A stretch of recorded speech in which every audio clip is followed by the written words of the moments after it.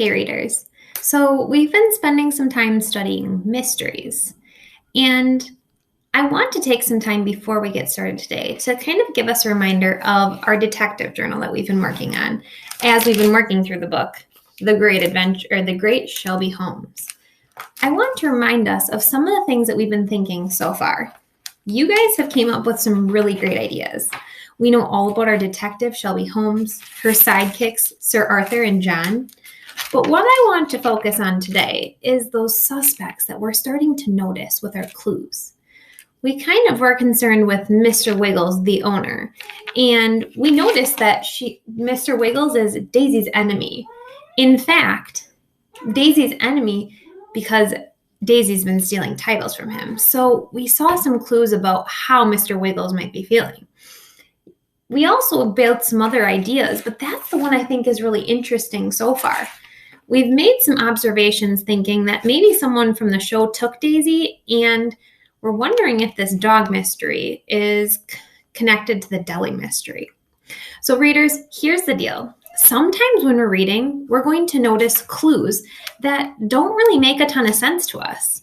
And when this happens, we need to ask ourselves, could these be out of place details be clues? And is this changing my thinking? I want to notice something from our reading that we did today. And I've got our book open already to this section that I thought was really interesting. Many of you might have been taken by surprise when we read this too. This is when they're at Tamara's house and they're sitting and eating the brownies. And just before that, I noticed that this happened with the dog. Let me read it to you guys really quick. "Get that dog out of here," the woman cried, her cheeks flushed. "How many times do I have to say it? No animals in the kitchen." Zareen, a man with a suit on, entered the kitchen and snapped his fingers. "Get her out right now. You know better." So this is where we saw Zareen's dog kind of acting kind of funny. And then it goes to say later in the book that, has Daisy ever come into the kitchen? This is when Shelby's asking her. Shelby took another bite of brownie. "Never," Tamara said with her fierce shake of her head. "Even if the door's wide open, Daisy wouldn't come in here. She knows the rules." But Roxy's always been a handful. Roxy is the other dog. Zareen wanted her to compete at a dog show also, but she always barks at the strangers. But Miss Eugenia isn't a stranger. She's been working for your family since before you were born. Whoa. Okay, I totally have to stop right now because I'm kind of thinking something. This clue really isn't fitting with my thinking. I'm so confused. Why is Roxy always barking at strangers and now she's suddenly barking at Miss Eugenia?